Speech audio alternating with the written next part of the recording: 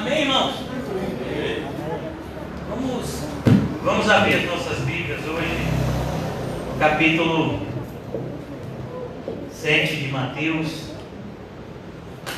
versículo de número 21. Mateus 7, 21. Amém? Graças a Deus. Mateus 7, 21. A nossa série, Conhecendo o Deus que nós cremos, qual Deus do seu cristianismo, esse é o título da nossa série. Nós vamos tratar nesses próximos encontros, eu creio, a respeito de um dos pilares mais importantes da fé cristã. Inclusive foi esse o motivo, ou um dos principais motivos da cisão na época da Reforma Protestante, que foi justamente a justificação pela fé, e pela fé somente. Enquanto a Igreja Católica, até os dias atuais, bate o pé firme que a justificação é por fé e pelas obras, o Catecismo Católico deixa isso de maneira muito clara. Todos os protestantes, eles têm como bandeira, essa definição, ou melhor, essa afirmação de que a justificação diante de Deus é somente pela fé e não por obras. Em Romanos, Paulo deixa isso de maneira muito transparente. Mas em virtude, irmãos, como nosso amado irmão José falou ontem, em virtude da sabedoria, ou melhor, da esperteza da serpente, que é facilmente visível na vida dos falsos mestres, nós temos que tomar muito cuidado quando nós estamos tratando da justificação pela fé, pois o nosso coração, que é o mais enganoso de todas as coisas que existe no mundo, pode nos pregar uma peça e deixar-nos extremamente tranquilos que somos justificados diante de Deus, quando na verdade nunca o fomos. E o título da nossa mensagem de hoje, por mais forte que seja, é uma verdade triste que reina no mundo atual e mais especificamente no nosso país. Isso é visto de maneira muito clara. O título da nossa mensagem de hoje é Os Evangélicos que estão indo para o inferno. Talvez esse não seja um título muito bom de se ouvir, mas diante, irmãos, daquilo que nós estamos até vivendo atualmente, essa questão da pandemia, é importante entender que mesmo que a pandemia não existisse, mesmo que nós estivéssemos vivendo uma época de saúde, de prosperidade financeira no nosso país, as pessoas continuariam morrendo. Pois nós vamos ver no capítulo 5, se não me engano, capítulo 5 de Gênesis, toda a descendência de Noé, a partir de Noé morrendo. Noé viveu 900 e tantos anos e morreu, e assim sucessivamente as pessoas foram morrendo, e nos nossos dias isso não é diferente. Nós agora temos essa pandemia que tem agravado essa situação e tem feito com que muitas pessoas morram rapidamente por conta dessa epidemia que é o coronavírus. Mas, irmãos, o homem sempre teve que dar conta diante de Deus no momento da sua morte. A necessidade de nós pregarmos o Evangelho cada vez com mais dedicação, diligência, é justamente por conta dessa ordem imperativa que o Senhor nos concedeu, de pregarmos o Evangelho a toda criatura, pois é o Evangelho que é o poder de Deus para a salvação de todo aquele que nele crê. Mas nem todo aquele que diz que crê no Evangelho, de fato crê no Evangelho. Então hoje, aqui no nosso país, no Brasil, nós temos uma multidão imensa de pessoas que se dizem evangélicas. E eu nem vou falar daqueles que se dizem cristãos, porque se nós falássemos a partir do pseudônimo de cristão, você iria muitas vezes colocar dentro do pacote os católicos, os espíritas e tantas outras pessoas que se definem cristãos, sem nem saber o que isso significa, pois a palavra cristão, epistemologicamente, significa alguém que é parecido com Cristo. Então, absolutamente, a maioria das pessoas que usam esse nome para se definir não faz a mínima ideia do que estão dizendo. Então, aqui, hoje, nós precisamos raciocinar, nós precisamos refletir. Será que nós fazemos parte dessa grande multidão de evangélicos que está indo para o inferno? Será, irmãos? É importante que a gente entenda que isso foi dito.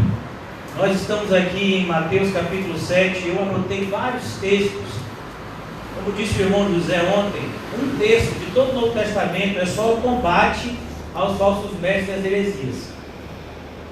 Um terço de todo o Novo Testamento, ou seja, dos 27 livros do Novo Testamento, um terço de tudo aquilo que foi escrito como combate aos falsos mestres e suas heresias. Imagine. E Jesus foi aquele que mais os combateu. Nós vamos ver, por exemplo, o sermão de Mateus 23, que é só sobre isso. Nós vamos ver as dezenas de embates que Jesus teve com os fariseus, com os saduceus, com os religiosos da sua geração, que avocavam para si o título de filhos de Deus, quando na verdade eles eram filhos de Belial. E aqui, mais especificamente nesse texto, onde nós vamos tomar partido, como ponto de partida, Jesus está concluindo um sermão que é o seu sermão mais importante, ou pelo menos o mais conhecido, que é o Sermão do Monte. Então Jesus, ele começa a chamar os seus seguidores a uma reflexão mais profunda acerca daquilo que significava segui-lo. Então, muitas pessoas, vocês sabem que Deus havia ficado em silêncio por 400 anos. O último profeta foi Malaquias. Então aparece no cenário de Israel João Batista pregando o batismo de arrependimento, mas João Batista rapidamente ele é preso e morto por Herodes. O ministério de João foi muito rápido. Então surge Jesus dando continuidade a esse ministério que foi iniciado por João. João, ele vem justamente para preparar aquela nação para a chegada de Jesus. Ele fez isso, foi preso, foi morto, e Jesus então aparece diante desse cenário de um povo que está sedento por ouvir uma voz profética, por ouvir algo diferente, algo poderoso. Quando Jesus começa a iniciar a sua série de pregações, o que se dizia era: ele não fala como os outros, ele fala como quem tem autoridade. A autoridade espiritual de Jesus era algo visível, e as pessoas ficavam impactadas, porque ele não ensinava como os fariseus, ele não era como aquelas pessoas do Sinédrio, ele era diferente, ele andava como uma pessoa normal, ele comia com os pobres, ele particularmente vinha de uma família pobre, e aquilo impactava as pessoas, e ainda mais aquilo que saía da boca de Jesus, tanta autoridade, tanta graça, e muitos começam a seguir a Jesus, e Jesus então começa a conversar com eles a respeito do que efetivamente significava segui-lo, e ele então começa a trazer à mente daquelas pessoas uma nova maneira, ou melhor, a verdadeira maneira de se olhar para o mundo. O início desse sermão é uma série de definições acerca do que é ser feliz. Feliz é o pobre, ele diz, é o pobre espírito. Feliz é o que chora. Feliz é o misericordioso. Feliz é o pacificador. Feliz é aquele que é perseguido. Ele começa a trazer uma série de definições que aquele povo não estava acostumado. Ele começa a ensinar para aquelas pessoas como elas deveriam orar. Olha, não faça como os fariseus, eles são hipócritas. Entra no seu quarto em secreto. Ele começa a ensinar as pessoas como jejuar, como dar esmola, como tratar os outros, ainda que os outros sejam nossos inimigos. E ele começa a dizer essas coisas e as pessoas ficam escandalizadas com aquilo. Até ele tocar no ponto mais doloroso, por assim dizer, da vida do ímpio, que é o bolso. E ele diz nesse sermão: não junte tesouros na terra. E a pessoa: como assim? Se esse é o motivo da minha vida, para quando eu tivesse na minha velhice, sabe, eu ser alguém importante. Nós vivemos em uma sociedade que é doutrinada para isso, irmão, para ser alguém. Vá numa escola pública, vá numa escola particular. As crianças já, a primeira coisa que perguntam: você quer ser o que quando crescer? Ah, eu quero ser bombeiro, eu quero ser isso, eu quero ser aquilo. Por que essa pergunta? Porque essa imposição. Porque você tem que ser alguém, você tem que ser alguém, você tem que ter dinheiro, você tem que ser reconhecido. E Jesus vem e diz: olha, não ajunte tesouros na terra. Não busque ser alguém conhecido na terra, busque ser conhecido diante de Deus. E Jesus então ele diz: olha, você vai ter que entrar pela porta. E ela é estreita. E tem uma outra porta que concorre com ela, que é larga. E as pessoas acabam entrando por essa. Porque o caminho que essa porta propõe é um caminho espaçoso, onde as pessoas se sentem confortáveis no seu estilo de vida pecaminoso. E tudo isso é dito aqui. Jesus fala dos falsos profetas. E logo depois dos falsos profetas, Jesus vai dizer: nem todo que me diz Senhor, Senhor. Esse é o nosso versículo de início, Mateus 7, 21. Mais uma vez, o título da nossa mensagem de hoje, para que essa frase fique se ressoando no seu ouvido e na sua mente: os evangélicos que estão indo para o inferno. Hoje, por isso que eu coloquei o verbo nessa conjugação: estão indo. Algo continuado. Ontem foram muitos, hoje vão ser muitos, amanhã serão muitos também. Os evangélicos estão indo para o inferno.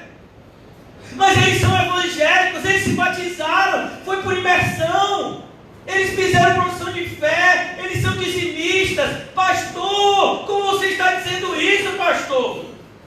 Que absurdo! Se o senhor me dissesse o macumbeiro que está indo para o inferno, eu entenderia.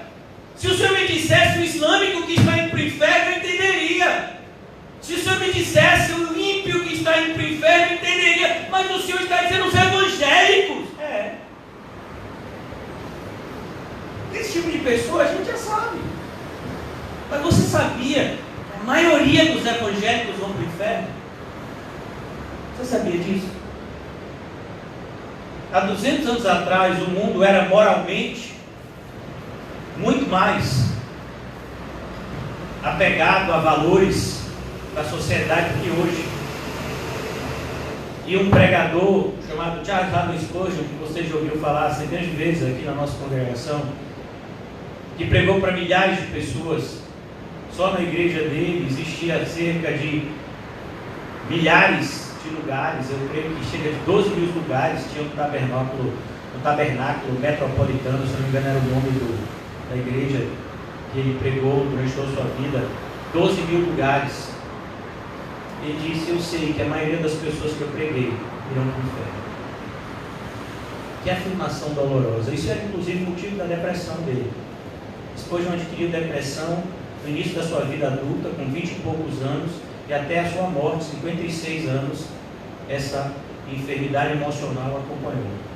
E uma das coisas que mais entristecia ele era essa realidade clara e dolorosa: que os evangélicos não levam a sério o evangelho.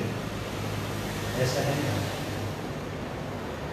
Então aqui Jesus, de maneira clara, cristalina, irmãos, qualquer pessoa com um mínimo, você não precisa nem ser alfabetizado, você só precisa ouvir: nem todo que me diz Senhor, Senhor entrará no reino dos céus. Irmão, isso é difícil de entender. Nem todo que me diz Senhor, Senhor. A expressão Senhor, Senhor significa intimidade. Quando você repete um nome do ponto de vista da cultura hebraica, significa chamar a atenção e também intimidade. Então, quando uma pessoa diz Senhor, Senhor, é como se você estivesse dizendo que você tem intimidade com aquela pessoa. Senhor, Senhor. Imagine naquele grande dia. Capítulo 25 de Mateus, Jesus disse que vai ter um grande trono, ele vai estar lá sentado, e vão ter pessoas do seu lado direito e do seu lado esquerdo. Imagina aquele grande dia. Filme O Peregrino, nós vamos ver John Bunyan dizer que na porta do céu existe uma entrada para o inferno. Quantos religiosos? Você imagina isso? Nem todo que me diz Senhor, Senhor. Quem é que diz Senhor, Senhor para Jesus? Você acha que uma pessoa que jamais externalizou a fé em Cristo vai dizer Senhor, Senhor para Jesus? Isso daqui, irmãos, são evangélicos. São pessoas que de alguma forma acham que conhecem a Jesus, que têm intimidade com Jesus. São pessoas que de noite fazem suas orações para Jesus. São pessoas que leem a Bíblia. Mais adiante a gente vai ver, inclusive, que eles fazem coisas poderosas. Você imaginou isso, irmão? Quantas pessoas você conhece que se dizem evangélicas, mais do que eu e você, que dizem que têm revelações profundas? Eu particularmente vejo um monte de lixo na internet, no WhatsApp, Facebook, essas coisas, de gente que diz que teve revelação profunda. Quando você para ouvir, é nada com nada. Mas essas pessoas acreditam que são mais espirituais do que eu e você. Muitas pessoas acreditam ser espirituais porque gritam, porque supostamente têm visões, porque supostamente têm sonhos, sonhos reveladores. Pessoas acreditam ser espirituais, irmãos, pelas mais diversas coisas, menos porque são parecidas com Cristo. Eu nunca vi uma pessoa dizendo assim, rapaz, eu sou espiritual porque eu tenho andado nas pegadas de Jesus. Eu nunca vi uma pessoa me dizer isso. Você já viu? Rapaz, eu estou procurando ser espiritual e eu tenho procurado ter as mesmas atitudes de Jesus no meu dia a dia. Você já viu uma pessoa dizendo ser espiritual por causa disso? Eu nunca vi. Sempre as pessoas são espirituais por coisas que nada tem a ver com a Bíblia. Essas pessoas estão todos os dias dizendo, Senhor, Senhor. A pessoa, irmãos, pode estar no leito de morte e dizer para você, fique tranquilo, eu estou indo para o céu, e ela fechar o olho e acordar no inferno. Mas ela teve uma morte tão bonita, ela estava sentindo tanta paz naquele momento. Você nunca ouviu falar na falsa paz, não, hein?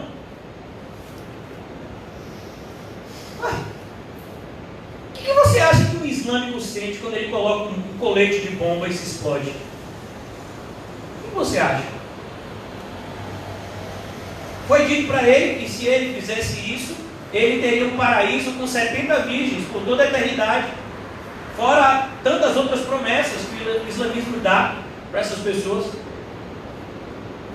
Cuidado, meu filho, porque a falsa paz, ela pode ir com você até o seu último suspiro, mas depois disso, você vai ver o terror. Você vai entender o significado de uma expressão bíblica que jamais entenderemos desse lado da vida. Horrenda coisa é cair nas mãos de um Deus vivo. Horrenda coisa. A gente ouviria com naturalidade se alguém te dissesse assim, horrenda coisa é cair na mão do diabo. Realmente o diabo não vale nada. Quando o diabo pega alguém, o diabo faz e acontece. Meu irmão, cuidado, não caia na mão do diabo, porque o diabo é perigoso. Mas a Bíblia não fala isso. A Bíblia diz, horrenda coisa é cair na mão do Deus vivo. Ele está vivo. Ele está vendo tudo aquilo que os evangélicos estão fazendo hoje. Ele vê esses evangélicos que têm feito política com o nome dele. Vocês sabiam que o ministro da Justiça que entrou no lugar de Moro é o pastor evangélico da igreja presbiteriana. Vocês sabiam disso? Como você acha que um pastor evangélico alcança esse cargo tão alto no nosso país? O que você acha disso? Quantos favores políticos ele já fez e vai ter que fazer para permanecer naquele lugar? O Sérgio Moro está ocupando esse cargo, eu não tenho nada a dizer, até porque ele nem evangélico é. Mas um pastor presbiteriano está ocupando esse cargo, é de assustar os cabelos. Entender que um dos maiores conselheiros do presidente da República, que é um homem, um genocida, uma pessoa que dá risada diante de 15 mil mortos, não tem uma palavra de consolo para os familiares. Sabe o que foi que ele disse?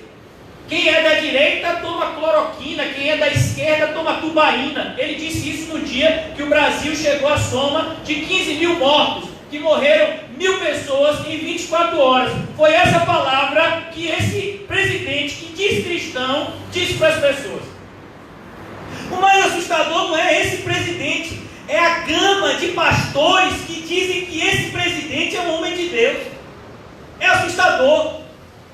É evangélico, congregacionalista, né? Como o pastor José Mabessa. São pessoas da igreja presbiteriana. São pessoas da Assembleia de Deus, como o Silas Malafaia. São pessoas como o líder máximo da Universal. São pessoas como aquele do Chapeuzinho, que eu sempre esqueço o nome, Valdomiro. Todas essas pessoas têm uma coisa em comum, sabe qual é? Eles apoiam o presidente da República, isso daí. Por que você acha que o título é hoje? Evangélicos que estão indo para o inferno. O que você acha, irmãos? O que vai acontecer com essas pessoas no último dia? Eu tenho certeza que eu vou para o céu. Eu sou obreiro. Eu sou obreiro da minha igreja. Eu comprei o feijãozinho. Eu comprei. Sou dizimista fiel. Eu tenho uma placa desde 2000, quando eu me converti. Todo ano eu recebo a placa, porque eu dizimei nos 12 meses. Tem determinadas igrejas que, se você dizimar todos os 12 meses, eles te dão uma placa de dizimista do ano. Você dizimou os 12 meses, aí você tem lá, imagine, desde 2000, você tem 20 placas na sua parede, porque você tem dizimado 12 meses durante 20 anos. E aí você morre e vai para onde? Para o inferno. Mas eu dizimei, Senhor, eu tenho até o recibo. O irmão José falou ontem, do pastor que disse: olha, você deposite o dízimo. Não é porque a igreja está fechada que você não vai dizimar, varão, que é isso? Você deposite o dízimo e depois tira o que, meu filho? Você falou? Manda o comprovante para a tesouraria, para a gente conferir direitinho se o negócio entrou, viu? Agora imagine uma pessoa com esse comprovante no túmulo. Olha o comprovante, viu? Eu dizimei, está aqui, viu? Eu morri de Covid, mas eu dizimei. E aí? Você está rindo por quê? Você sabia que você pode estar indo para o inferno? Com a vida que você vive? Imagina. Quando a gente ouve isso, você vai para o inferno. Não tem nada para risar. O inferno é assustador. O inferno vai ter uma pessoa dando risada lá. Até os demônios vão estar gemendo. É verdade. Que coisa assustadora. Mas é isso. Todos acham que conhecem, Senhor, Senhor. Hoje uma pessoa que esteve aqui com a gente durante um período de tempo conversou comigo. E eu fico assustado com essas coisas, sabe? Conversou comigo pelo WhatsApp. O irmão José que me despertou para isso. Tem um negócio no WhatsApp, eu nem sabia que existia. Como é o nome daquilo? Status. Você bota uma frasezinha, ou você bota um post, e várias pessoas olham o que você colocou. Eu particularmente nunca olhei o status de ninguém. Nem sabia que tinha aqui no WhatsApp. Mas o irmão José disse que isso é um mecanismo. Eu acreditei nele, porque eu fiz com o evangelista da nossa igreja. E aí todos os dias eu tenho colocado status, e realmente as pessoas têm visto, e algumas pessoas até respondem. Às vezes eu fico assustado que alguém diz assim, amém. Eu disse, mas eu não mandei nada para essa pessoa. A pessoa está respondendo ao status. E hoje foi uma pessoa que congregou aqui, que fazia até teologia, amigo do irmão José. Pastor, eu estou noite sem dormir. Eu digo, o que foi, meu filho? Porque eu não estou conseguindo dormir, estou numa crise de fé. O nome de Jesus é Jesus mesmo. O camarada me disse isso, eu falei, é sério que você está com uma crise de fé por causa disso? Porque lhe disseram na faculdade que o nome de Jesus não era o nome realmente dele. Meu Deus do céu! É sério que toda a sua intimidade com Cristo é por conta de um suposto nome de 5 letras? Essa é a sua intimidade experimental com o seu Salvador? Que se o nome dele for outro, toda a sua fé cai abaixo. A pessoa dessa nunca teve uma experiência pessoal com Jesus. O que eu tive que dizer para ele foi isso mesmo, que nos salva lá no Evangelho. Crer em Cristo, ser regenerado. Tantas vezes Jesus é chamado de o Cristo. O nome Jesus nem é mencionado em muitas vezes. O Cristo, o nosso Redentor. Jó chamava Jesus de quê? Redentor, Salvador. Aí tem gente aquele, né, que Deus, Yeshua. Ele vem cá, meu filho, fala alguma frase em hebraico para mim. Você sabe falar hebraico? Quando uma pessoa me diz Shalom, eu digo, pronto, agora complete a frase em hebraico. Por que está me falando comigo Shalom? Você não é judeu nem eu. Você quer falar comigo? Diga a paz do Senhor, Shalom. Sabe, é uma estupidez. Shalom por quê? Por que Shalom? Você qual é a sua linguagem? Qual é essa língua? Paulo, quando estava com os gregos, falava o quê? Grego. Quando ele estava entre os judeus, ele falava hebraico. Quando ele estava em outros lugares, a língua do lugar. E ele vai dizer, eu prefiro falar 3 palavras no idioma que as pessoas entendam do que milhares de palavras no idioma que ninguém entende. Aí uma pessoa parece que é espiritual, olha para você de Shalom, amado.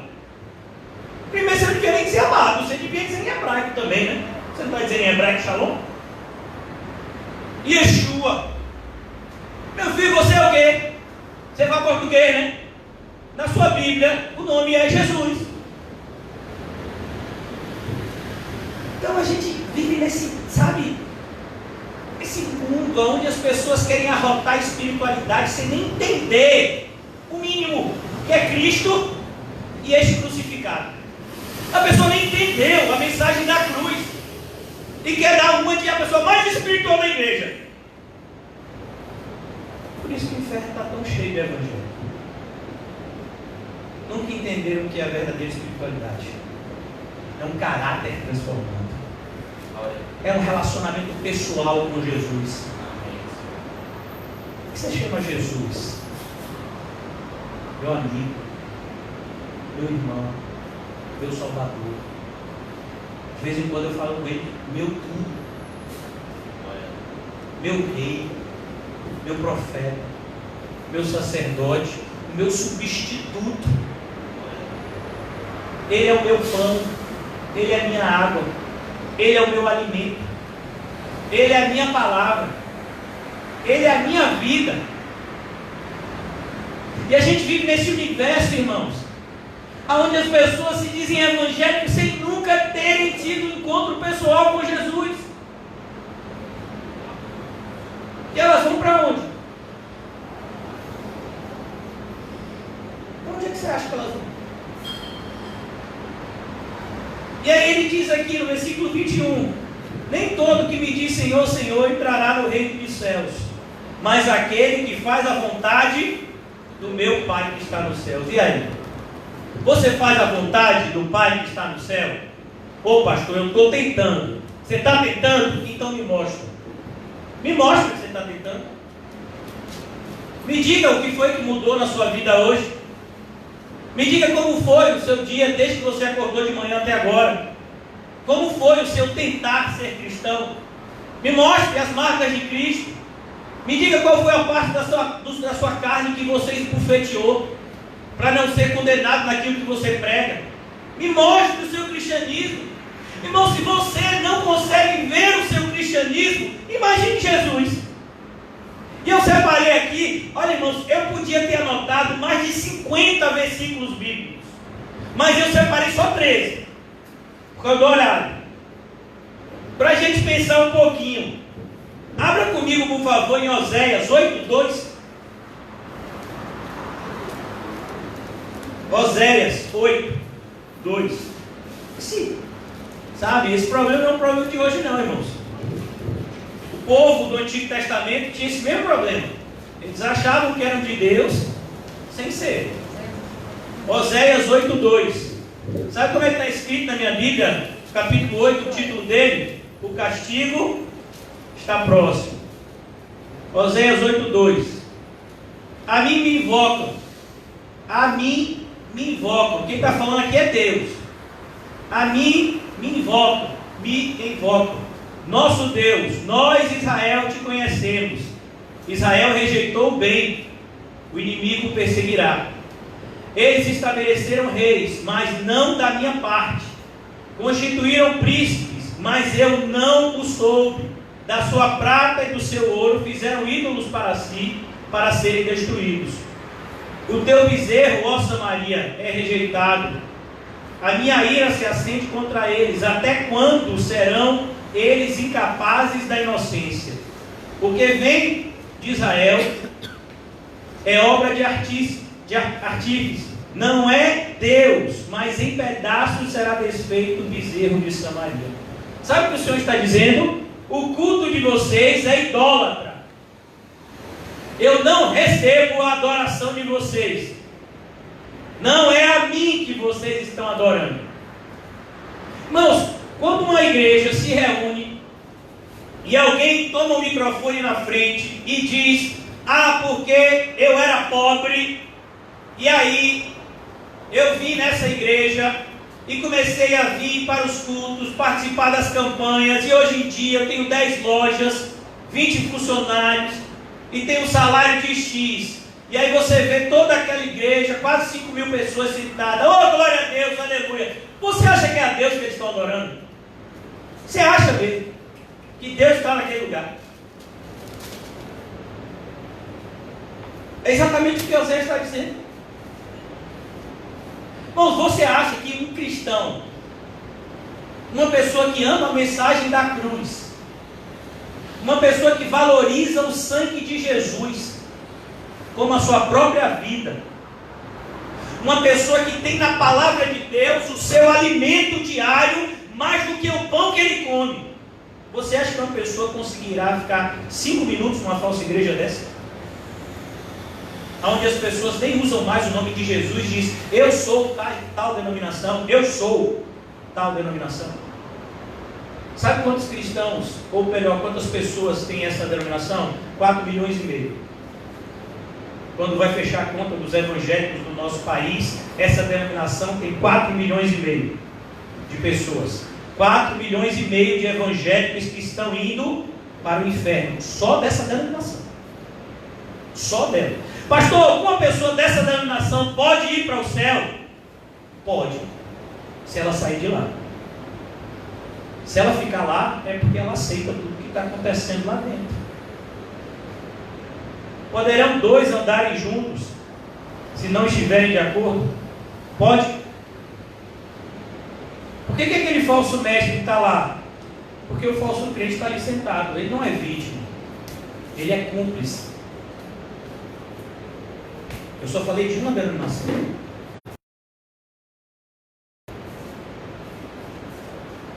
Oséias 8:2. Abra por favor agora em Lucas, Evangelho de Lucas. Eu quero só ler textos bíblicos hoje com vocês, deixar que a palavra de Deus fale com cada um de vocês de maneira profunda. Lucas 6.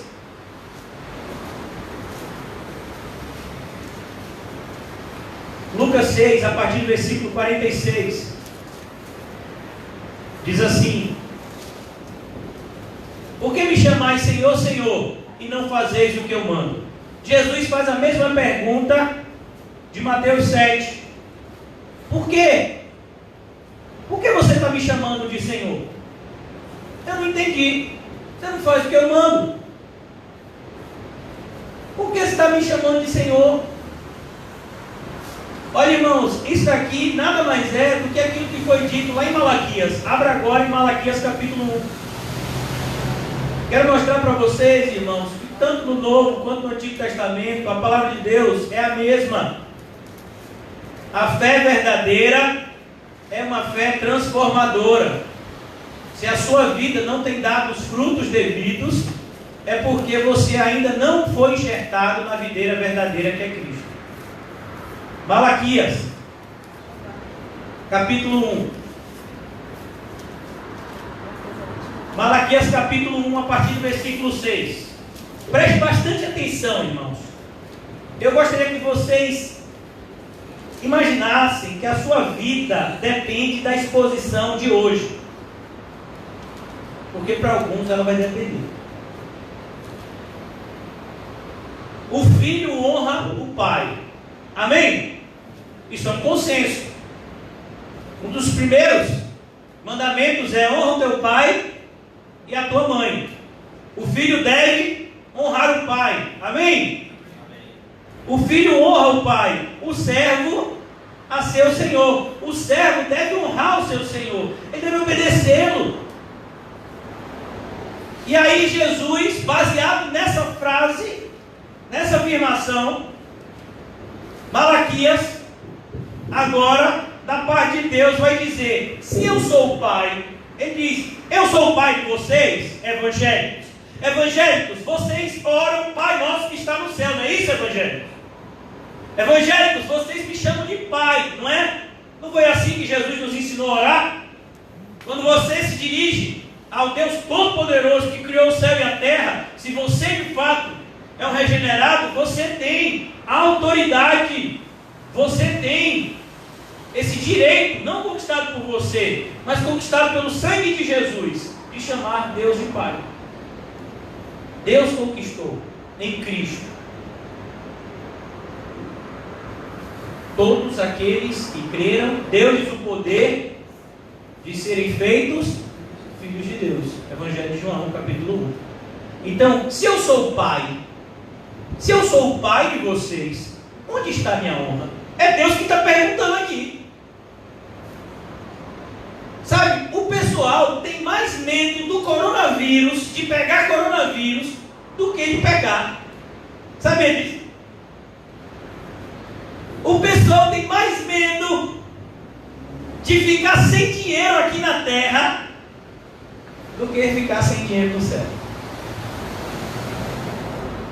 O pessoal tem mais medo de desagradar o cônjuge terreno do que de adulterar com Jesus. Adúlteros e adúlteras, não sabeis que a amizade com o mundo é inimizade comigo? As pessoas têm mais medo de adulterar com o cônjuge terreno do que adulterar com o cônjuge do céu. Todos os dois adultérios são errados, irmãos, não entenda mal. Mas eu quero te dizer que o seu relacionamento com Cristo é muito mais importante do que o seu relacionamento com o seu cônjuge. E ele diz aqui: vocês me chamam de pai, onde está a minha honra? Se eu sou o Senhor, onde está o respeito comigo? Irmãos, as pessoas nem respeitam a Deus, nem respeitam, são capazes de se dizer evangélicos e logo depois fazerem as mais asseveradas afirmações pecaminosas. Pastores que a gente conhece, eles colocam versículos bíblicos e logo depois colocam frases, fazendo, sabe, chacota de gente que tem posicionamento político diferente. Logo depois, o post seguinte, fala: que é isso? Que é isso?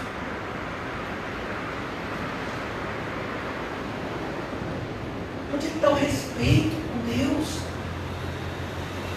não, você é um evangélico de verdade, então você não tem medo do Covid, você não tem medo dele, porque se você morrer, você vai para o céu, acabou. Independentemente da causa da sua morte, o destino dos que são de Deus é o céu, acabou. É assim que a gente pensa, é assim que a gente vive. Mas hoje em dia parece, irmãos, que você ser um cristão que acredita na vida eterna faz de você uma pessoa maluca. Não, varão, assim também não. Tem que obedecer às autoridades, claro que tem, desde que as autoridades não me coloquem em oposição a minha maior autoridade, que é Cristo.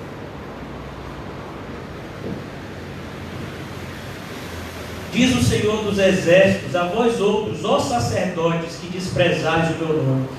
O povo evangélico brasileiro é o reflexo dos seus líderes. Basta você ir em determinadas denominações, você vai ver que aquelas pessoas, elas estão lá porque elas concordam com aquilo que é pregado do púlpito. Se você chegar para uma pessoa dessa que está, como o José falou ontem, uma igreja libertina, muitas vezes até tem a doutrina correta, mas vivem vidas completamente libertinas, e você dizer para essas pessoas: ó, não é bem assim, sabe o que eles vão fazer? Diga aí, meu irmão. Eles vão te expulsar do grupo, do Facebook ou do WhatsApp. Você não é igual a mim, você não é igual a gente. A gente gosta de fazer brincadeira do Evangelho. A gente gosta de desdenhar daquelas pessoas que não têm o mesmo conhecimento profundo da teologia reformada que a gente tem. Você não gosta de desdenhar deles? Então vá procurar um cristão igual a você, que gosta desse negócio de Cristo crucificado e quer apanhar. Assim, mano.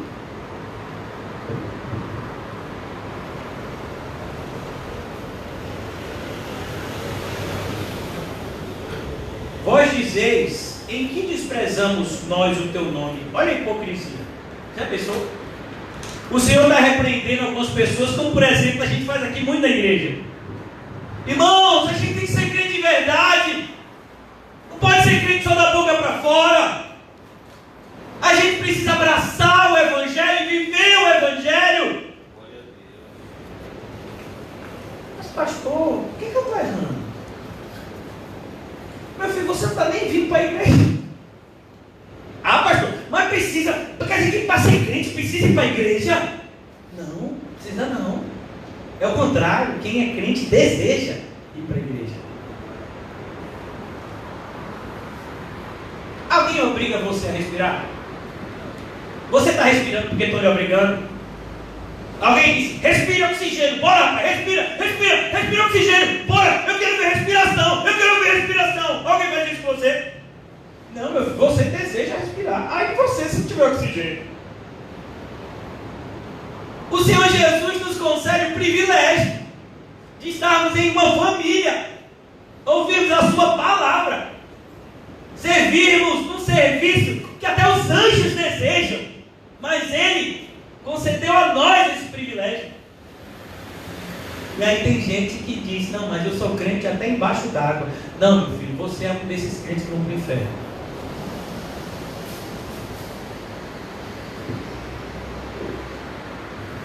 Hebreus diz: não abandone a congregação, como se tornou o costume de alguns, mas estejamos juntos, estimulando uns aos outros ao amor e às boas obras. É isso que a gente faz.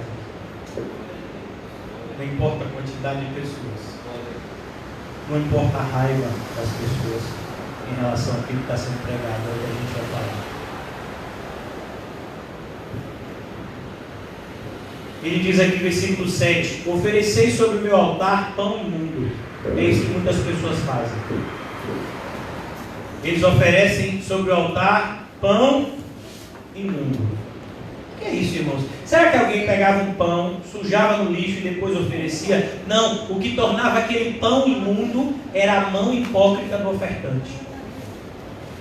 Foi a mesma coisa que tornou a oferta de Ananias e Safira imunda. Era uma quantidade de dinheiro grande, mas o Senhor viu aquela oferta como imunda. Então a gente tem que tomar cuidado, não é qualquer coisa que a gente faz para o Senhor. Muitas pessoas reclamam: eu quero fazer as coisas na igreja e o pastor não deixa. Você quer fazer como? Eu vou dar um exemplo aqui que eu tenho certeza que alguns vão ficar chateados, mas como eu disse a vocês, quem fica chateado com a exortação é porque está precisando ser exortado mais ainda. Então, a pessoa diz: pastor, eu fui chamado para ministério de comunicação. Eu sou muito bom em filmar. Amém, glória a Deus. Você quer servir desse jeito? Quero. Então qual é a sua assiduidade na igreja? Para aqueles que não sabem, a palavra assiduidade é a quantidade de vezes que você vem aos cultos. Não, pastor, é assim, eu venho no domingo. Agora tem domingo que eu não venho. Eu digo, como é que você quer filmar? Porque só aqui a gente tem culto quarta, quinta e domingo, são 3. Aí você quer um ministério que você não tem nem compromisso de vir para assistir o culto, que dirá filmar. Pastor, eu tenho um chamado para trabalhar com crianças, eu me sinto tão bem. Como é, meu filho? Então tá bom. Qual é a sua assiduidade no culto? É assim, todo dia que eu tiver que vir para a salinha, eu venho para o culto. E assim você quer ensinar nossas crianças? Se você nem aprende, o que você vai ensinar? O lixo que você vê na internet? E trazer desenhozinho para as crianças pintarem aqui? É isso que é evangelizar crianças? Percebe, irmãos? Isso é o que? Pão imundo. Deus não aceita. Ô pastor, esse mês eu estou muito apertado, eu não vou poder dizimar e ofertar. Quando a pessoa me diz isso, eu fico tão ofendido, irmão. Fico mesmo. Às vezes até não falo com uma pessoa por educação. Mas quando uma pessoa fala comigo a respeito de dízimo e oferta, eu vejo como o diabo usando a pessoa. Eu não quero saber se vocês dizimam ou oferta. Não é problema meu. Não. Esse é um relacionamento de vocês com Deus. Acabou. Quando uma pessoa vem para mim e diz, pastor, eu quero te entregar o meu dízimo, eu digo, meu filho, por que tem esse negócio aqui? No envelope aqui, tem lugar para botar nome? Tem lugar para botar valor? Tem lugar para botar data? Porque isso não é uma indireta, não. Isso é uma direta. O que você colocar aqui é entre você e Deus e mais ninguém. Acabou. Cuidado. Se você acha que por trazer alguma oferta o pastor vai lhe tratar melhor, é capaz de o pastor lhe exortar mais. Pelo menos o que eu conheço. Teve gente que saiu por causa disso, porque achou que porque dava alguma coisa tinha o direito de mandar. Ô meu filho, aí vai ficar difícil para você, porque aqui quem manda é Cristo. Quem é o cabeça da igreja? Você pode me dizer? Quem é o cabeça da igreja? É Cristo. Por isso, cuidado. Ah, mas a maioria das igrejas, pastor, bota o nome, bota tudo. Não tem o irmão José deu até o exemplo. Tem que mandar o comprovante para o tesoureiro. Você está maluco? Onde é que as pessoas colocavam as ofertas? Aos pés. Os apóstolos não queriam nem ver a quantidade. Sabe o que Paulo diz a Timóteo? Meu filho, cuidado. Paulo não está falando isso para a igreja, não. Isso é dito para a igreja depois. Aquela mensagem, originariamente, para quem era? Para quem era? É epístola de Paulo para quem? Timóteo. É claro que Timóteo é um paradigma de todo cristão verdadeiro e, portanto, nós nos apropriamos daquelas palavras. Mas a mensagem, originariamente, é para um pastor. E o aviso para aquele pastor é: o amor ao dinheiro é a raiz de todos os males. Para quem era esse aviso? Para o pastor da igreja. E avisa os ricos do presente século que sejam ricos em boas obras. Uma pessoa, meu filho, que tem muito dinheiro, que vem para a igreja como a nossa e não tem placa para ela vai ficar aqui? Que nada, mano, eu faço de tudo, ninguém me valoriza. Esse dia mesmo eu peguei um dinheiro, botei uma quantidade de dinheiro, ninguém nem me deu aplausos. Eu pensei que o pastor me dá oportunidade para eu dizer que Deus me tocou no coração para eu dar aquele dinheiro grande. Ô meu filho, então acho que você errou de porta. Você não viu que a porta daqui é estreita? Você viu que tem escrito nos degraus? Você pegou pegou, vendeu a sua casa, porque Deus mandou, vendeu um campo e trouxe todo o dinheiro do campo, ninguém vai lhe aplaudir aqui não. Você vai bater no seu peito e vai dizer a seguinte frase: eu sou um servo inútil, só fiz aquilo, não aceito. Eu peguei a minha fazendinha, que tinha lá, como é o nome da jumentinha? Mimosa, tinha 2 vaquinhas de leite. Eu peguei a fazenda, vendi de porteiro fechado, pastor. Trouxe o dinheiro aqui. O senhor está dizendo que eu vou bater o meu peito, vocês são um servo inútil. Foi Deus que mandou você fazer isso? Foi, pastor. Foi Deus tocou meu coração. Foi numa fase que eu não conseguia dormir, eu tentei resistir.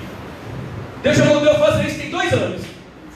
E eu resisti. Será que é de tu mesmo, Senhor? A pessoa fez aquele teste de Gideão umas 40 vezes. Olha, se vier uma geada, vai ficar molhado ao redor e aqui não vai. Olha, o algodão vai ficar molhado ao redor, não vai. A pessoa fez esse teste de Gideão umas 40 vezes. E toda vez batia certinho. E a pessoa, rapaz, será que é de Deus mesmo esse negócio, rapaz?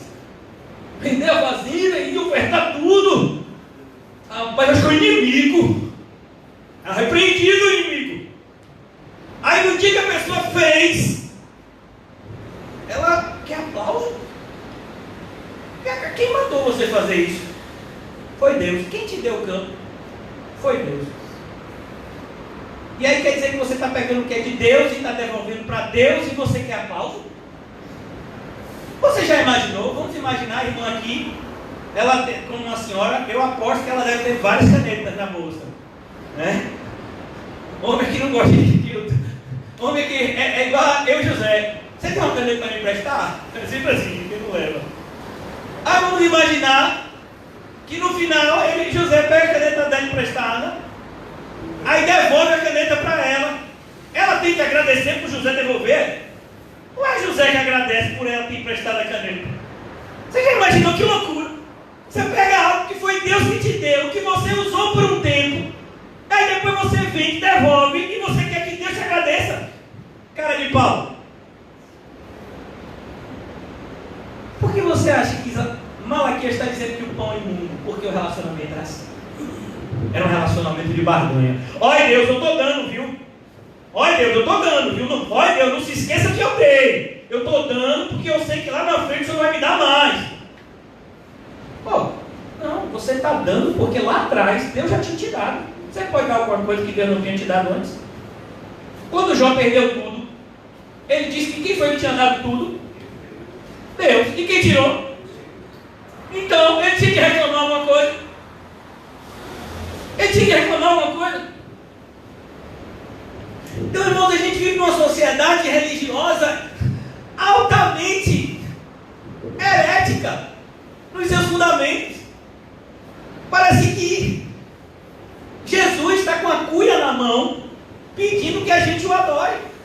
Ô, me adore aí, por favor, vá. Faça um esforcinho aí.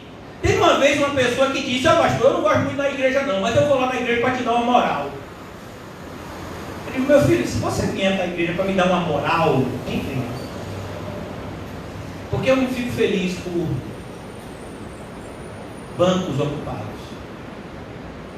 O que me deixa feliz é a minha comunhão com Deus em primeiro lugar.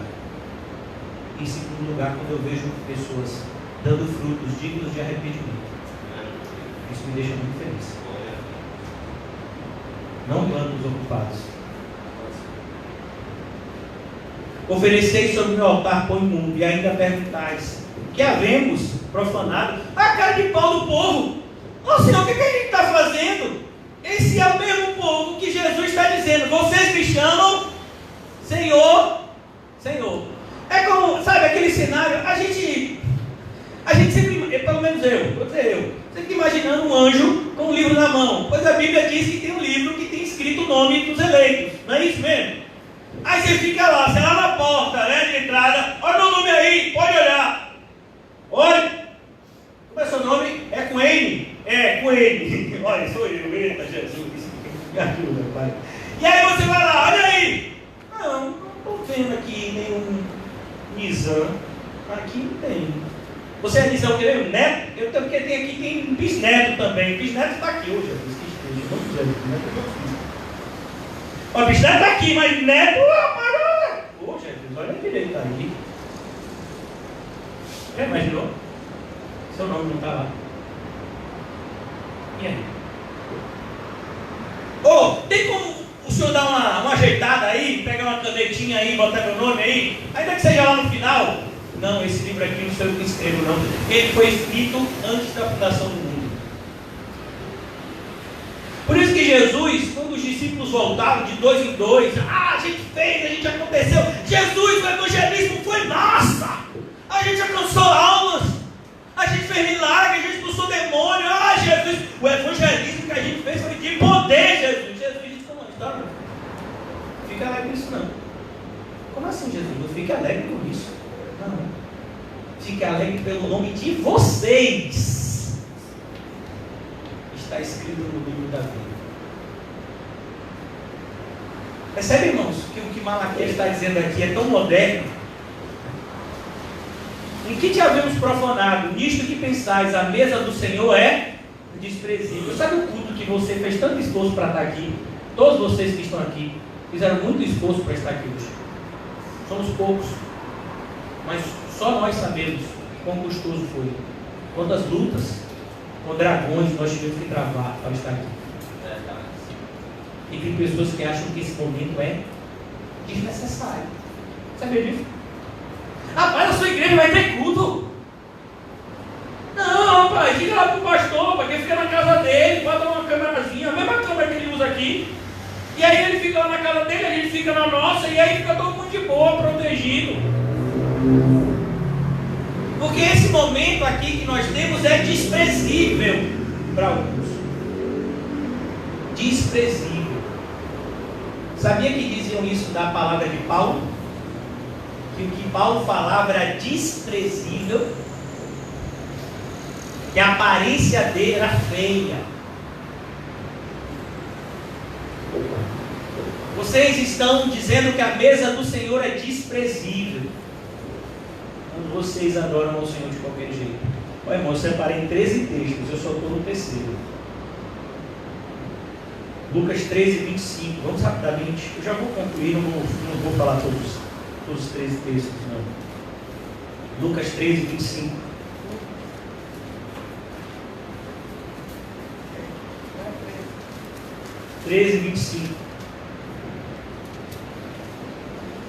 Quando o dono da casa se tiver levantado e fechado a porta, a voz do lado de fora, do lado de fora, começares a bater, dizendo: Senhor, abre-nos a porta. Ele vos responderá: não sei de onde sois. Que assustador. Sabe em que contexto está sendo dito isso, irmão? Eu separei só o versículo, mas o contexto aqui é a partir do versículo 22. Passava Jesus por aldeias e cidades, ensinando e caminhando para Jerusalém. Jesus ensinava. E alguém lhe perguntou: Senhor, qual foi o título que chamaram Jesus? Senhor, são poucos os que são salvos. Esse daqui, meu filho, entendeu? Ele disse: rapaz, se a pegada for aquela de Mateus 6 a 7, 8, Mateus 5, 6 e 7, Sermão do Monte, se a pegada for essa, meu filho, o negócio é estreito mesmo. A porta é estreita, rapaz, se o negócio for assim. Aí ele faz essa pergunta: Senhor, são poucos os que são salvos? Esse camarada entendeu. Ele entendeu. Mas isso significa que ele está salvo? Não. Não é entender e nem enxergar a porta que te salva, é entrar por ela, sem olhar para trás. Versículo 24: respondeu-lhes: esforçai-vos por entrar pela porta estreita, pois eu vos digo que muitos procurarão entrar e não poderão. Eu quero muito ser da sua igreja, mas o seu pastor só fala de cruz, só fala disso. Seu pastor fica dizendo, por exemplo, que eu não posso namorar, que eu não posso fazer aquilo, que eu não posso... não, essa igreja de vocês é uma igreja muito assim, sabe? Conservadora. A Bíblia é conservadora. A Bíblia não é alterada porque os valores de uma sociedade mudam. Não, a Bíblia não tem nada a ver com os valores da sociedade.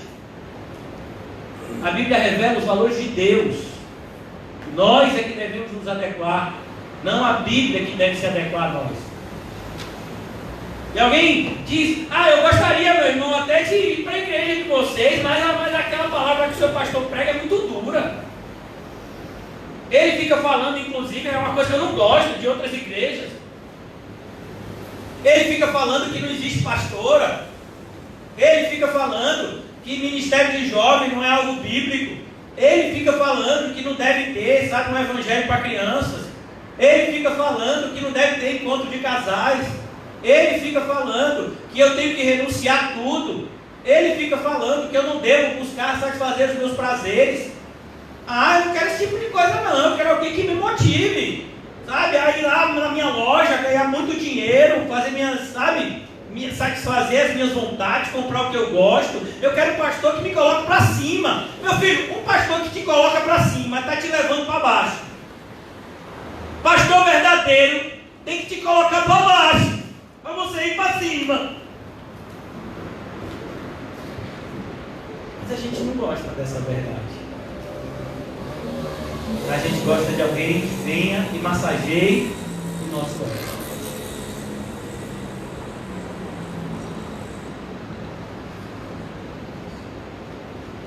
Eu acho um absurdo, irmãos, sinceramente, quando alguém vem para mim e reclama que é muito chato ficar em casa,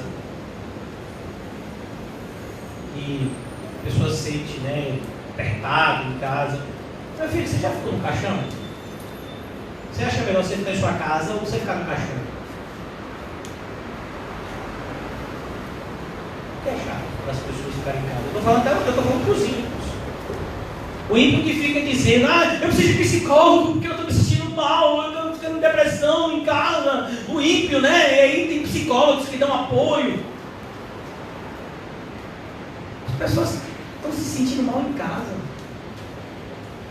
Aonde pode pedir comida? Ao invés de remédio, tudo é delivery agora, né? Todo mundo imitando Deus. Primeiro o inventor do delivery foi Deus, que mandou comida para Elias. Aí a pessoa fica copiando agora. Olha, nem agradece a Deus pela ideia. Velho, olha, dá para ser ser humano é brincadeira. Hein? E aí o pessoal diz: me sinto tão... e aí eu fico só eu e essa televisão. Você ainda tem televisão, E você ainda tem internet. E você tem celular. E você ainda tem vídeo chamada. E você está reclamando disso. Irmãos, quando eu era pequeno, minha irmã não me deixa mentir, para a gente falar com meu pai, meu filho, que a gente ia, meus pais, a gente era muito quietinho, Aí meu pai e minha mãe gostavam de botar a gente para casa dos meus tios, meus avós. Para falar era no orelhão, para ter que botar ficha. Interrompendo, botar um monte de ficha, toque. Quando inventou telefone de orelhão de cartão, rapaz, que coisa antiga, mano, cartão. E vai comendo o cartão, não é por tripulação, tinha até que colecionava, aqueles cartões. Sabe como era para falar com alguém? De uma rua de 10 casas, um tinha telefone. Aí a pessoa ligava: diga para fulano que amanhã, 8 horas, eu vou ligar, que eu estou tudo sério para falar com ele. Aí 7h30 fulano estava na casa do que tem telefone na rua. Vai bater um papinho para não perder, Aí 8 horas, trim! Não era esses telefones com esses toques que você escolhe, não, só tinha um, trim. Aí pegaram aquele telefone e foi troque. Meu filho, a gente está numa era tecnológica enorme, pessoal ainda está... Imagine se o coronavírus fosse há 10 anos atrás.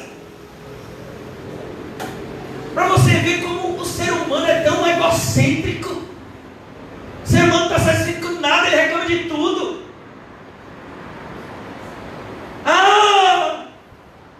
Essa máscara me deixa sem respirar. Meu filho, se a máscara deixasse sem respirar, você tinha morrido, meu filho. Respire sua máscara, sem reclamar, vá feliz. Dê glória a Deus, você ainda tem máscara. Agradeço o irmão que lhe abençoou. A gente reclama de tudo. Mas que álcool em gel não pega chance. Eu gosto mais daquele álcool em gel daquela marca que é mais deslizante. Porra, não tem o que fazer, irmão.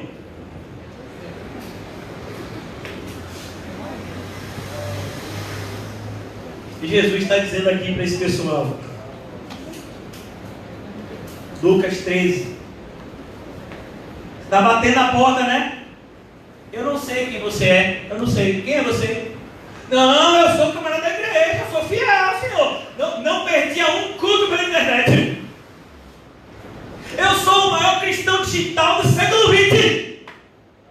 Ah, eu sou. Ah, o quê? Ah, crente digital é comigo mesmo. Sei tudo de internet. É mesmo? Qual foi a última vez que você abraçou alguém cristão? Você sentiu o suor, sangue? Seu cristianismo. Irmãos, cristianismo é algo que não pode ser feito de forma digital. Eu já disse aqui algumas vezes, vou repetir. Nós temos alimento, suplemento e complemento. Nossa principal prioridade, alimento. O ideal, inclusive, é que nós possamos nos alimentar bem e tirar todos os nutrientes dos alimentos. O pessoal diz, o seu prato tem que ser colorido. Ele não está falando isso porque gosta de cor, não. Porque cada cor daquela é uma vitamina, um mineral diferente. Mas, muitas vezes, a gente não consegue ter uma refeição que tenha todos os nutrientes. Então, a gente suplementa. Algumas pessoas têm deficiência de ferro, outras pessoas têm deficiência de vitamina D, de vitamina C. Aí você toma um polivitamínico, você toma determinada vitamina. E existe um complemento, que é o remédio, quando você fica doente. Aquele complemento ali você toma só durante uma época que você está doente. Existem algumas doenças, né, que são doenças que você vai ter durante toda a vida, né, como doença do coração e algumas doenças que você, né, acaba tendo que conviver com elas, então você toma aquele remédio. Mas aquele remédio substitui o alimento? Não. O fato de você tomar vitamina C substitui o alimento? Nada substitui a vida como igreja. Nada. Nós temos aqui na nossa igreja pessoas passando por situações difíceis. Um casal, e o seu filho foi diagnosticado com tumor. Você já imaginou essa notícia? Nós temos uma irmã que foi diagnosticada com câncer há alguns anos atrás e ela tem feito vários tratamentos. E tem, né, a graça do Senhor tem feito ela ficar firme. Ela mora na Itália, muitos de vocês já conhecem ela. E vocês sabem como o Covid passou pela Itália como um tsunami, matando milhares de pessoas, e ela estava no grupo de risco, porque estava fazendo quimioterapia, a imunidade estava baixíssima. Ela fazia quimioterapia num lugar que tinha pacientes com Covid, e ela está viva, pela graça de Deus, exatamente. Sabe, irmãos, e a gente está orando. A gente tem orado uns pelos outros. Eu falei desses problemas de saúde, mas todos vocês aqui, eu conheço todos vocês, e sei o histórico de vocês todos aqui. Todos vocês estão passando por momentos difíceis. Todos vocês. Sem exceção. Inclusive, devemos estar orando uns pelos outros, e é muitas vezes nessa reunião desprezível que o Senhor renova o nosso ânimo e a nossa força. Pessoas jamais vão experimentar o que eu e você experimentamos. Porque elas nunca entenderam o convite de Jesus. Entrai pela porta estreita. Mas eu vou ter que sair do meu conforto. Mas eu vou ter que fazer isso. Mas eu vou passar um risco.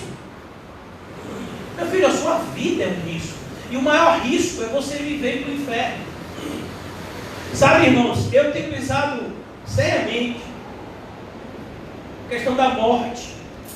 É possível hoje você não pensar nessa palavra morte, porque você liga qualquer noticiário e tudo que você vê é morte, principalmente relacionada ao número, ao Covid. Então toda hora os números são como é que se diz? Atualizados, isso mesmo. Então a gente achou, eu particularmente fiquei muito impactado quando o número chegou a 500 pessoas em 24 horas. Aí ontem morreram 1.024 pessoas. Eu quero que você saiba que cada uma dessas pessoas tem um nome.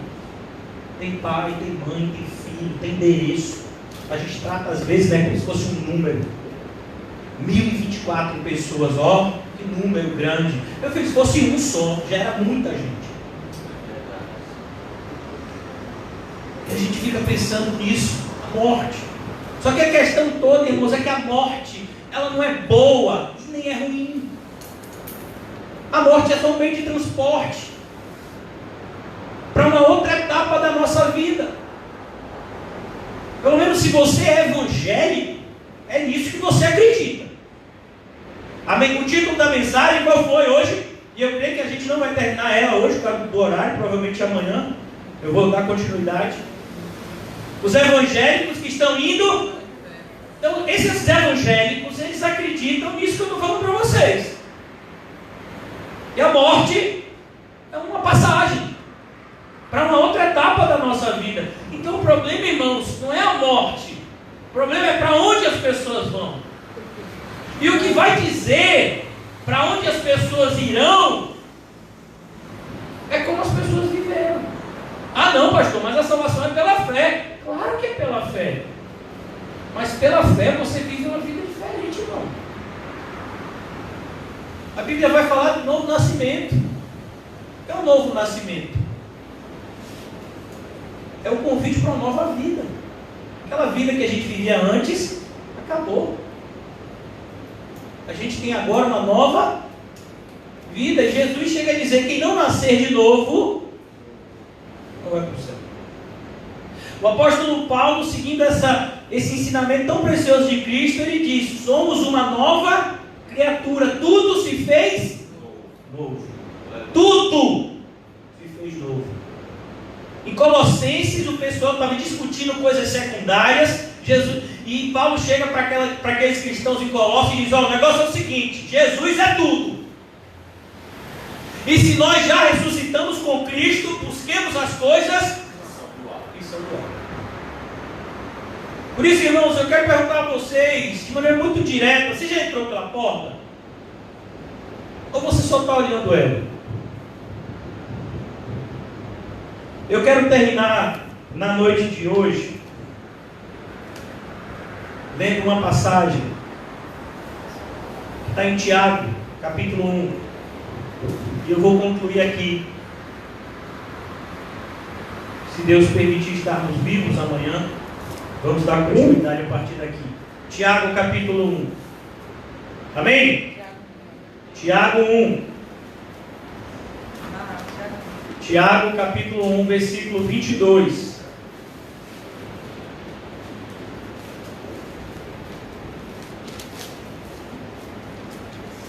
Tiago 1,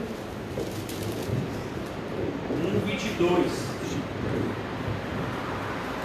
Tornai-vos, pois, praticantes da palavra, e não somente ouvintes. Tem gente que acha, irmãos, que eles são salvos porque eles fazem parte de um ministério. Inclusive é o maior ministério da igreja. Sabe qual é? O ministério de ouvinte. Tem gente, inclusive, que pode até dar aulas de ouvinte. Rapaz, eu sei ouvir como ninguém. Quando o pastor começa, eu calo a boca e faço de conta que eu estou ouvindo. E eu, inclusive, aprendi que, como bom ouvinte, de vez em quando eu tenho que fazer assim com a cabeça. Mesmo que eu não esteja entendendo nada, eu faço assim, porque eu sou um bom ouvinte. É também conhecido como Ministério do Calango. Quem já viu o calango? Não vai brincar com ele não, se o calango dá uma chicotada que dói, viu? Não vai ver não. Mas ele fica assim com a cabecinha, ó. Então, você é ouvinte, o pastor está dizendo: nós devemos renunciar tudo, nós devemos tomar nossa cruz, e nós... Aí você liga: não concordo com nada. Mas vai assim com a cabeça. Você é um ouvinte. Se você ainda for daqueles ouvintes assim, mais assim, né, puxado para o pentecostalismo, você ainda dá um amém, glória a Deus. Você tem que renunciar a tudo, irmão. Você tem que tomar a sua cruz. Você tem que seguir os passos de Jesus. Oh, aleluia, glórias a Deus. Você sabe o que é renunciar a tudo? Não sei não, mas tem que dar glória a Deus. Disseram que você não dá glória a Deus, Deus fica chateado. Disseram que eu tenho que dizer pelo menos 10 vezes aleluia durante o culto, senão eu não sou crente, senão eu sou geladeira. Eu tenho que dizer aleluia. Você sabe o que significa aleluia? Não, eu não sei, mas os crentes da minha igreja sempre dizem aleluia, eu repito. É o pessoal que é do ministério dos ouvintes. Eles ouvem. Esse ministério de ouvinte, irmão, é o pessoal que ama culto pela internet. Porque é legal, irmão, culto pela internet, você pode ir lá em geladeira, pegar uma comida e ainda ficar comendo, não tem ninguém para dizer nada. Você pode assistir de pijama. Você precisa botar uma roupa para vir. Sabe? Se você quiser dar um pause, você dá um pause e o pastor fica assim, ó. Depois volta. Sabe? É tudo legal para essas pessoas no ministério de ouvinte. Mas acontece, irmãos, que esse ministério de ouvinte não tem na Bíblia toda. O ministério de ouvinte, só quem faz parte dele são os evangélicos que a gente começou falando. Estão indo para o inferno, eles são desse ministério. Tornaram-os, pois, praticantes da palavra e não somente ouvinte. Quem é só ouvinte? Enganando-vos a vós mesmos. O pior tipo de engano é o auto-engano. Porque você chega para aquela pessoa, eu já vou até marcar aqui para a gente concluir. Você chega para aquela pessoa e você exorta ela, e você mostra para ela que ela está errada, mas ela não vai concordar. Não, mano, você não está dentro de mim. Essas pessoas, inclusive, elas têm na Bíblia dela tão riscado. Chega já, a página está quase para rasgar. Não julgueis, porque vocês já são julgados.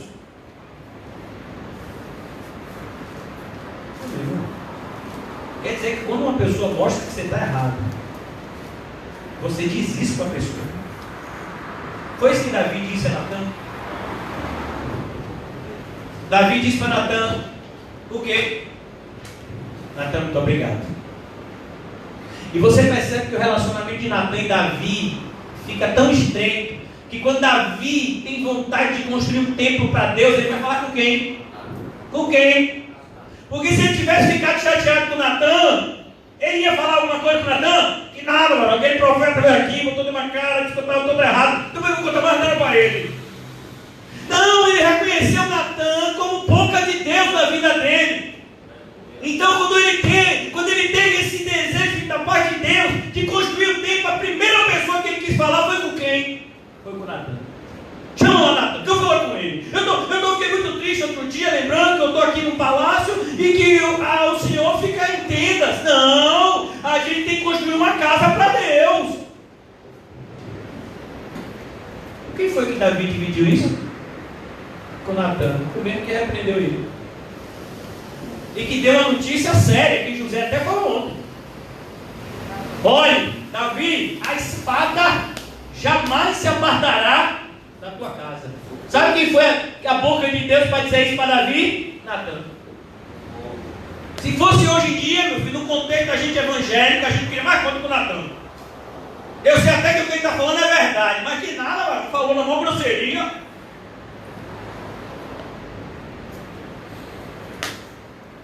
Não, você tem que se preocupar se é verdade ou mentira.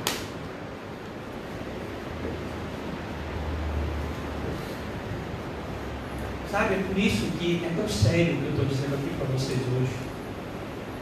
Chega de ser só ouvinte. A maioria dos evangélicos é só ouvinte. Quando você fala para eles colocar a mão no arado, eles vêm com a falsa humildade. Ah, quem sou eu? Você é um pecador miserável, alcançado pela graça de Deus, então pronto. Mas pastor, o que eu preciso fazer para ter um ministério na igreja? Renunciar a tudo, tomar sua cruz e seguir Jesus. Você quer fazer isso? Então você vai ter um ministério na igreja, enquanto está precisando, viu? Não só a nossa, qualquer igreja bíblica vai estar precisando de obreiros. A seara é grande, e os ceifeiros são poucos. Então a gente ora, Senhor, envie ceifeiros. E pela graça de Deus Ele tem enviado irmãos preciosos como vocês. Mas todo cuidado. E eu quero concluir com essa exortação. Eu creio que a grande maioria de vocês que estão me ouvindo aqui hoje são cristãos verdadeiros. Mas cuidado com as más companhias. Quando eu falo más companhias, irmãos, não é quem está bebendo, fumando. Essas pessoas não são só má companhia, né? São péssimas companhias. Eu falo de má companhia no sentido de pessoas que se dizem cristãs e não vivem como cristãs. Isso é tão sério que o apóstolo Paulo diz que nós devemos fugir dessas pessoas. Ele fala sobre isso em 2 de Timóteo, assim como ele falou sobre isso em 1 de Coríntios. Cuidado com aqueles que têm aparência de piedade.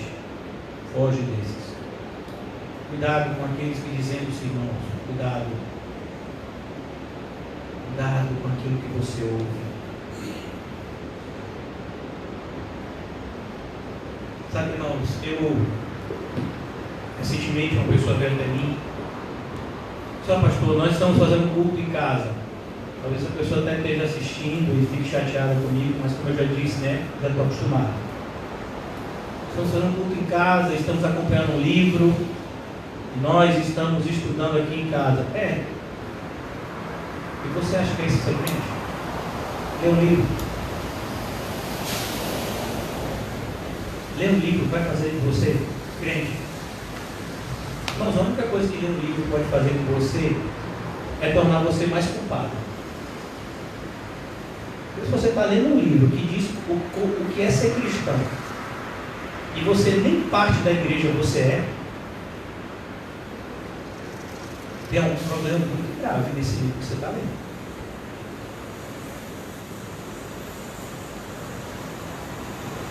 Existe um livro, inclusive, um livro que não tem um erro bíblico. Um erro bíblico, eu já li. Você vai procurar o livro grosso, o nome do livro é Cave Mais Fundo. Não tem um erro bíblico. Quem escreveu foi um pastor, um ex-pastor, norte-americano, muito rico, até por conta dos livros que ele escreveu, ele teve entre os best-sellers nos Estados Unidos. O livro dele foi traduzido para vários idiomas, esse livro Cave Mais Fundo. Mas o problema não é o que o pastor escreveu. O problema é que ele não acreditava naquilo que ele escreveu e recentemente ele disse isso e negou tudo aquilo que tinha escrito. E pediu perdão por aquilo que tinha escrito. Imagine, tudo que ele escreveu era bíblico. O nome desse pastor é Joshua Harris. Era um dos pastores mais famosos da sua geração nos Estados Unidos. Veio de uma família evangélica, casou novo, escreveu livros dizendo para os evangélicos jovens que eles não deviam ter fornicação, que eles deviam ter um relacionamento santo, um casamento santo. Ele escreveu livros nesse sentido. Tem um livro que diz assim, vale a pena esperar, mais ou menos assim, o título em português, querendo falar para os cristãos, né, que ainda não eram casados, jovens que deveriam procurar ter um relacionamento santo, se casar. E depois ele negou tudo. Imagina, ele tem 4 filhos. Ele se separou da sua esposa e se revelou homossexual. Você já imaginou que coisa assustadora, irmãos? Essa pessoa nunca foi praticante, ela foi o quê? Ouvinte. Ela ouviu o que Lutero falou, ela ouviu, sabe, o que Calvino falou, ela ouviu o que Spurgeon falou, ela ouviu o que muitos pastores falaram. Ela assimilou aquilo, escreveu, foi um bom estudante, um bom ouvinte, mas nunca quis ser um verdadeiro praticante. Uma hora, irmãos, mais cedo ou mais tarde, se você for um falso crente, você vai se revelar. Demas não aguentou, Judas não aguentou, Ananias e Safira não aguentaram, Nadab e Abiú não aguentaram, Ofni e Finés não aguentaram, Datã, Corá e Abirão não aguentaram, Acã não aguentou. E eu podia dizer aqui centenas de nomes de pessoas que estiveram entre o arraial dos santos, mas não aguentaram viver como os Por isso tome cuidado, irmãos. Não brinque. Irmão José tem falado para a gente de maneira muito clara da batalha espiritual. Satanás está no seu calcanhar. E se você parar, ele vai alcançar. E ele vai trazer muito dano à sua casa. Não pare, continue correndo a carreira que foi proposta, olhando para o autor e consumador da fé. Muitas pessoas vão parar e vão te chamar para parar. Muitas pessoas vão falar mal de você, porque você é um verdadeiro crente. Muitas pessoas vão dizer, inclusive, que você está querendo chamar atenção. Ah, está vendo tal irmã? Ah, tal irmã quer chamar atenção. Por quê? Porque está querendo ser crente? Na igreja, na época dos apóstolos, tinha uma mulher chamada Dorcas. Uma mulher de Deus. Quando Dorcas morreu, faltava tanta mulher de Deus que tiver que ressuscitar. Eu acho que se acontecer com vocês três aqui, vai ser essa pegada, viu? Vocês três que estão aqui hoje. Acontecer qualquer coisa com você, meu filho, a gente vai lá e diz, ó Senhor, olha, manda de volta. Em nome de Jesus. O ministério lá, feminino da igreja, o negócio estava pegando, Senhor. O ministério está mambendo, mas o feminino está, meu Deus. Aí sempre foi assim, né? Tiveram que trazer Dorcas de volta, imagina, meu filho. Eu fico imaginando, irmãos, me perdoe, eu já queria concluir, mas eu fico imaginando aquela viúva de 86 anos, Ana. Você sabe o que a Bíblia diz dela? O marido dela morreu, irmãos, quando ela estava na flor da idade. Glória a Deus. Todo mundo esperava que Ana fizesse o quê? Se casasse, tivesse uma vida, né, normal. Mas Ana sentiu um desejo de quê? De ficar no templo todo, fazendo as coisas de Deus. De maneira que se você quisesse encontrar Ana, ela estava onde? Na igreja. Mas Ana, você está fazendo isso só para chamar a atenção, pastor, né, Ana? Ana, você pare de ser hipócrita, Ana. Pare, Ana, de querer se mostrar. Ninguém vem da igreja como você, Ana. Você faz isso para querer se mostrar, né, Ana? Não, sabe que ela fazia isso? Porque ela sabia que um dia ele abriu o Salvador. Aleluia. Ana ficou 86 anos, com o tempo, se alegrando com as coisas do Senhor, até que ela teve o privilégio de segurar no braço do Salvador dela. Você já imaginou? A única mulher na Bíblia, com exceção de Maria, acredita que Jesus foi segurado no braço por ela. Quem foi? Ana. Aos que me honram, eu honrarei. Tinha um camarada doido também. Doido, que é parafuso solto. Como é o nome dele? Simeão. Camarada doido, fica gritando. Ficou gritando, Messias chegou, que Messias? Estou vendo um bebê aqui, que vai se crucificar, que vai. O bebê que está sendo apresentado, você fica gritando, Messias, vai gritar. Você é um idoso, você tinha que ficar em casa com máscara, você é um louco. Está fazendo o que no templo? Para casa! Hashtag fica em casa! Simeão, ai o dedinho dele. A Bíblia diz lá, né? Que o Espírito Santo falou para Simeão que o Messias já está no templo. Naquele momento, Simeão, olha, eu pegou as coisinhas dele, eu já fui. Glória a Deus. Você tem essa comunhão? Tem.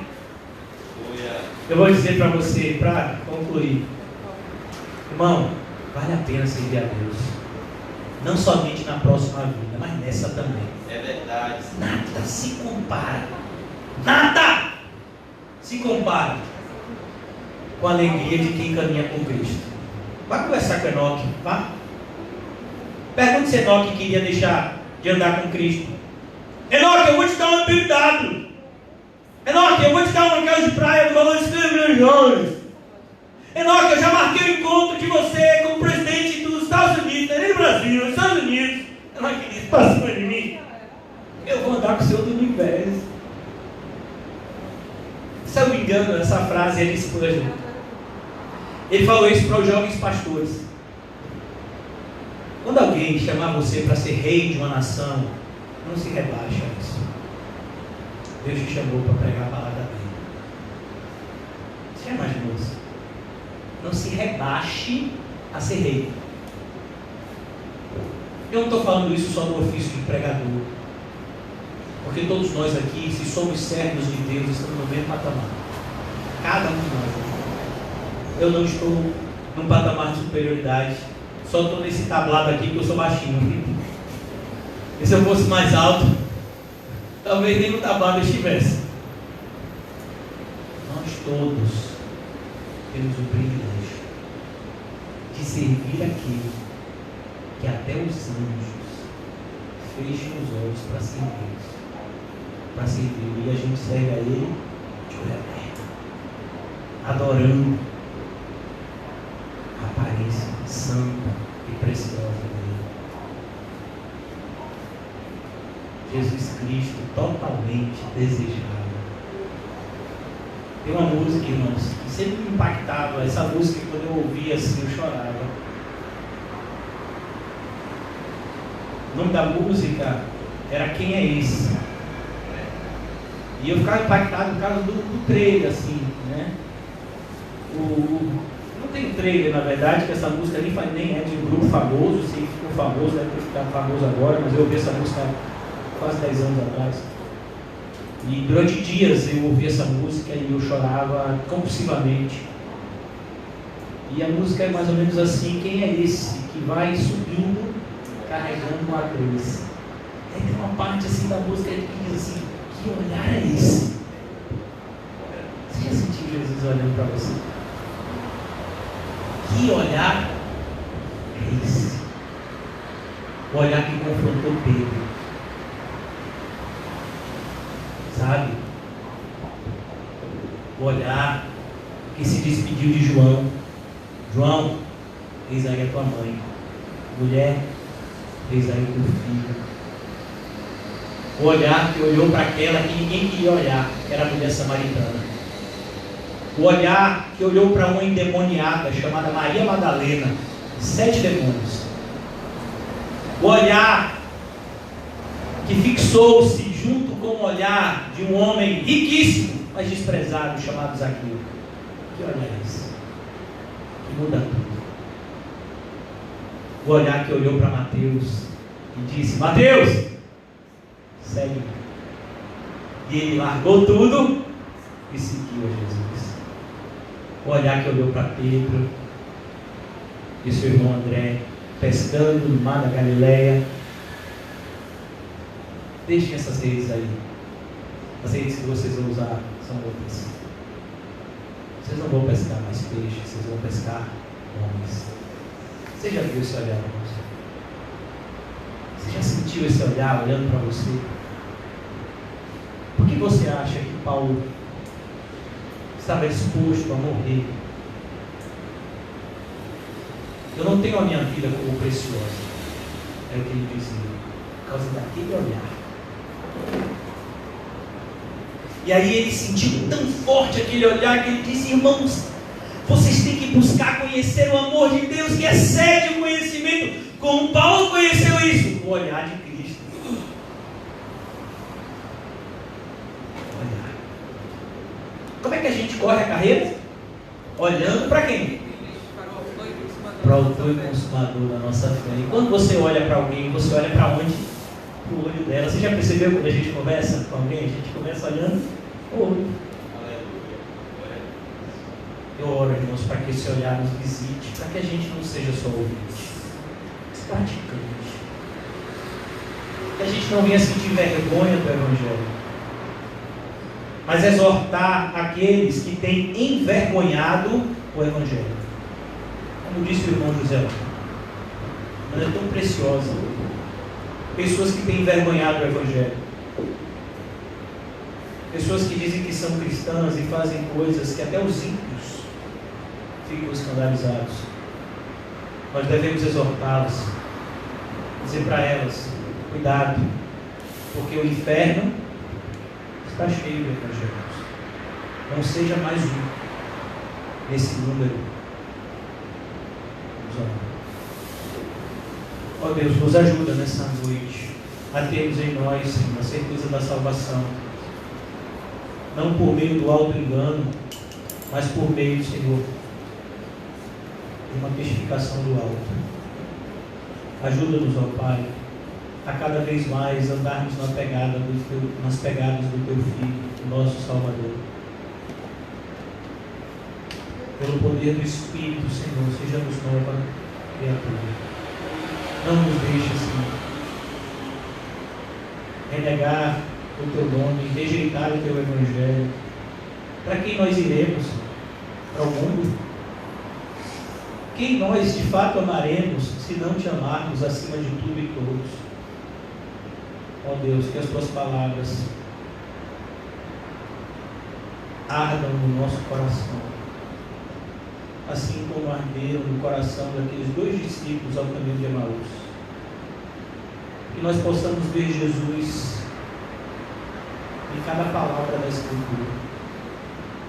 Ó Senhor Jesus, a Tua presença aqui nessa noite, que ela venha impactar cada um de nós e nos motivar a vivermos vidas santas, a começar de nós. Eu posso dar um bom exemplo aos meus irmãos. Ajuda-nos. Ó Deus, abençoa a vida dos nossos irmãos que já comentamos aqui no culto, irmão César, irmã Nani, pequeno Dino. Visita eles com a Tua graça, Senhor. Conforta, consola o coração, conduz esse momento de dor e tormenta, de tal maneira, Deus, que o nosso coração seja consolado e que o Teu nome seja glorificado. Abençoa a irmã Osana, Senhor. Enche ela, Senhor, com a Tua graça. Que ela possa, Senhor, levar essa mesma graça salvadora a tantas outras mulheres naquele país.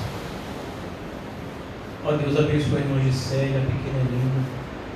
Enquanto tantas pessoas têm esse culto como desprezível e podendo estar aqui essa noite, não quiseram, nós sabemos, Senhor, como a irmã Gisélia e a irmã Helena desejavam estar aqui com a gente. Tinham inclusive planejado estar conosco nesse mês, mas por conta das barreiras, elas estão sendo impedidas, Senhor, de se locomoverem do estado delas para cá. Ajuda elas, Senhor, conforme a Tua vontade, que o Senhor possa agendar o nosso encontro, Senhor. Não somente aqui na terra, mas principalmente que como cristãos e irmãos que somos, possamos viver alegremente no céu. Ó Deus, eu oro para que haja um avivamento, Senhor, no meio daqueles que se dizem evangélicos. Aviva a Tua obra, Senhor. É a Tua obra, Senhor. Abençoa o evangelismo do irmão José.